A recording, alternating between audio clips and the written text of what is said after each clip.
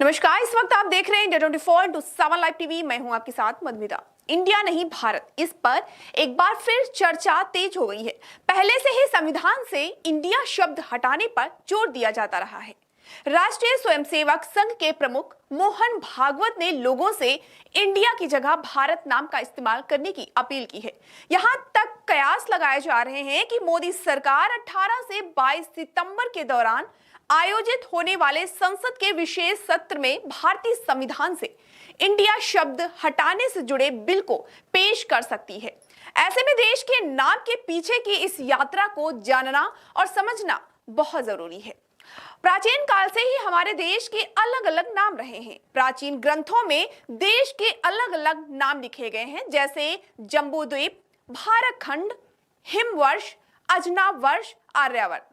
तो वहीं अपने अपने जमाने के इतिहासकारों ने हिंद, हिंदुस्तान, भारतवर्ष, इंडिया जैसे नाम दिए, लेकिन इनमें भारत सबसे ज्यादा लोकप्रिय रहा है। विभिन्न स्रोतों से पता चलता है कि विष्णु पुराण में इस बात का जिक्र है कि समुद्र के उत्तर से लेकर हिमालय के दक्षिण तक भारत की सीमाएं निहित हैं। विष्णु पुराण कहता है कि जब ऋषिदेव ने नग्न होकर गले में बांट बांधकर वन प्रस्थान किया तो अपने ज्येष्ठ पुत्र यानी कि भरत को उत्तराधिकारी बना दिया, जिससे इस देश का नाम भारतवर्ष पड़ गया। हम भारतीय आम बोलचाल में भी इस तथ्य को बार बार दोहराते रहे हैं कि कश्मीर से कन्याकुमारी तक हमारा पूरा राष्ट्र बसता है। यह भारत का एक छोर से दूसरा छोर है। अब आइए जानते हैं कि भारत और भारतवर्ष नाम कैसे पड़ा। इसे लेकर कई दावे किए जाते हैं। पौराणिक युग की मान्यता के अनुसार भारत नाम के कई व्यक्ति हुए जिनके नाम पर भारत नाम माना जाता रहा है। एक मान्यता यह है कि महाभारत में हस्तिनापुर के महाराजा दुष्यंत और शकुंतला के पुत्र भरत के नाम पर देश का नाम भारत रखा गया। वहीं भारत एक चक्रवर्ती सम्राट भी हुए जिन्हें चारों दिशाओं की भूमि का स्वामी कहा जाता था। एक दावा यह भी है कि सम्राट भरत के नाम पर ही देश का नाम भारतवर्ष पड़ा। संस्कृत में वर्ष का अर्थ इलाका या हिस्सा भी होता है। सबसे प्रचलित मान्यता के अनुसार दशरथ पुत्र और प्रभु श्री राम के अनुज भरत के नाम पर इस देश का नाम भारत पड़ा। श्री रामचरितमानस के अनुसार भारत ने राम के वनवास चले जाने के बाद उनकी खड़ाऊ को सिंहासन पर रखकर राजकाज संभाला, लेकिन कभी खुद राजा नहीं बने। उनके त्याग और प्रेम ने उन्हें एक महान राजा बनाया। उन्हीं के नाम पर देश का नामकरण हुआ।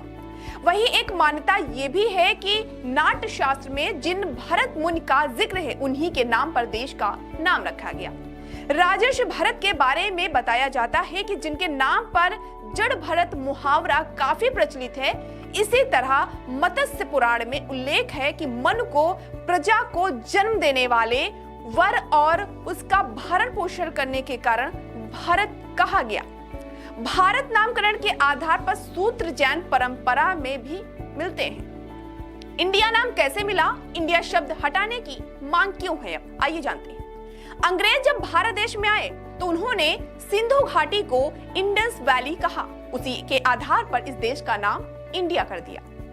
ये इसलिए भी माना जाता है क्योंकि भारत या हिंदुस्तान कहने में मुश्किल लगता था और इंडिया कहना काफी आसान।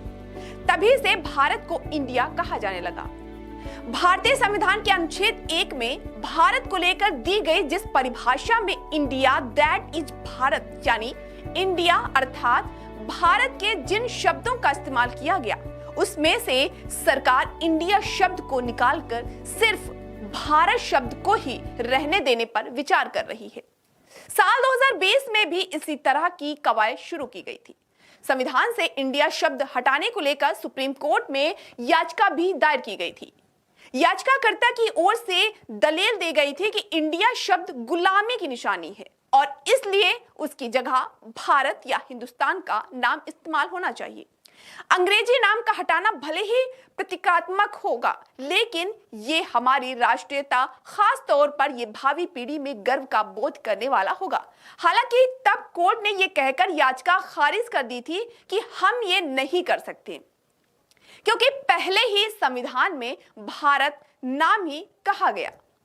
नाम के पीछे राजनीति कैसे मिला हिंदुस्तान का नाम, ये भी आइए जान ही लेते हैं।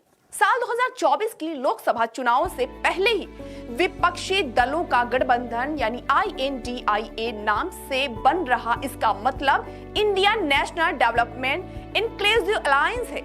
इस अलायंस के बनने के बाद से ही जिस तरह से सत्ताधारी पक्ष के लोग इंडिया शब्द पर आपत्ति जता रहे हैं, इसलिए इंडिया को लेकर संवैधानिक मान्यताओं पर चर्चा भी तेज हो गई है। अब बात करते हैं उस नाम के जो गंगा जमनी तहजीब की निशानी के तौर पर भारत की एकता और अखंडता का गौरव बखान करता है। ये नाम है हिंदुस्तान। बताया जाता है कि मध्य युग में तक तुर्क और ईरानी यहाँ आए तो उन्होंने सिंधु घाटी से प्रवेश किया। वो लोग सा अक्षर का उच्चारण हा बोलकर करते थे। इस तरह सिंधु का अपभ्रंश हिंदू हुआ। इसी से मुल्क का नाम हिंदुस्तान हो गया। इसके पीछे कालांतर में हिंदू शब्द से हिंदुस्तान का जिक्र होने लगा। कहा जाता है कि जम्बू पेड़, जिसका दूसरा नाम ब्लैकबेरी है, जिसकी वजह से जम्बूद्वीप नाम मिला था। विष्णु पुराण अध्याय 2 में जम्बू वृक्ष के फलों को हाथियों जितना बड़ा बताया गया है और जब से सड़ जाते हैं और पहाड़ों की चोटी पर गिरते हैं तो उनके व्यक्त रस से रस की एक नदी बन जाती है।